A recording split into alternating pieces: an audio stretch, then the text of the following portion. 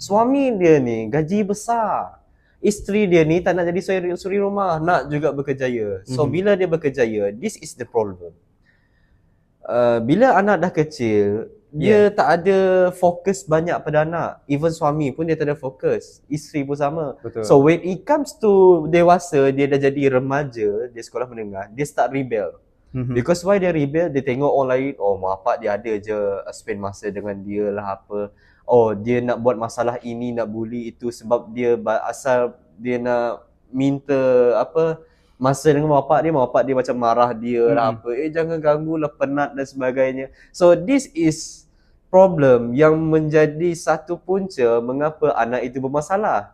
Kita tak boleh nak 100% untuk menyatakan oh pelajar ni bermasalah, pelajar ni memang bermasalah, tetapi kita tak selami hidup seseorang itu sehingga kan apa punca beliau menjadi